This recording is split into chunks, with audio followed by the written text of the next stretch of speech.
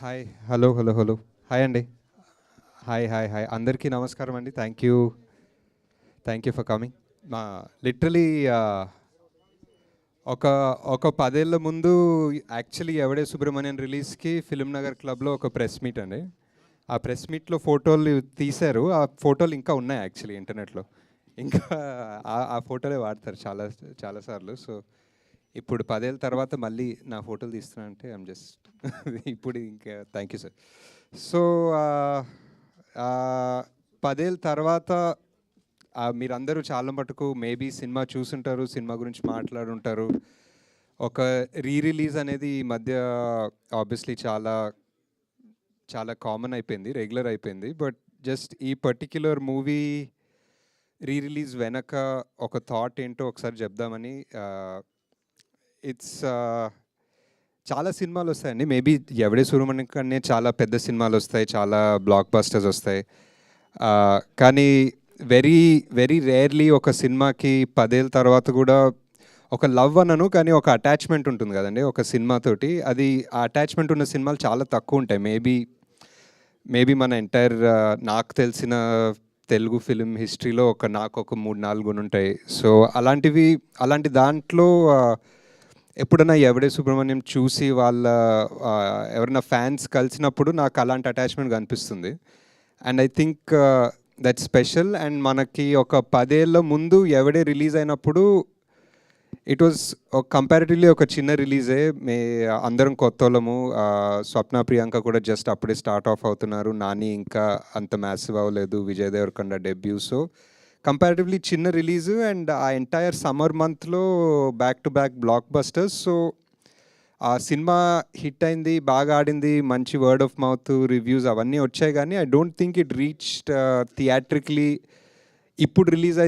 ఇప్పుడు ఫ్రెష్గా రిలీజ్ అయితే ఎంత రీచ్ అయ్యేదో, ఎన్ని కోట్ల మందికో వాట్ ఎవర్ ఎంతమందికి రీచ్ అయ్యేదో, I don't think it did that last time.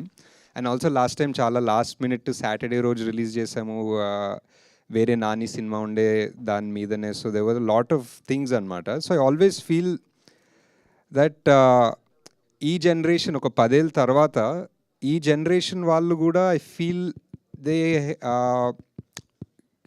They can benefit a lot from watching Evade Subrahmanyam or experiencing that world. Because పెద్దగా వరల్డ్ చేంజ్ అవ్వలేదు. If anything it's gotten more crazy.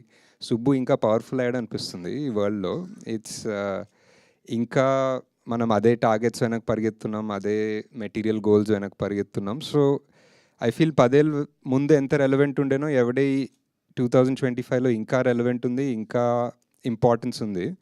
So ఇప్పుడు ఈ release వల్ల ఎంతమంది చూస్తారో cinema, దాంట్లో ఒక 1%, 5%, 10% మందికి కూడా if it affects them or if it makes them feel better or if it gives them ఏదో ఒక చిన్న పాజిటివిటీ లైఫ్లో వాళ్ళకి ఇస్తే I think that's great. I think we have the scope to thankfully ఇప్పుడు Vyjayanthi and me have like that bandwidth to release this movie and hope that it reaches people, not just ఏదో commercial లా కాకుండా.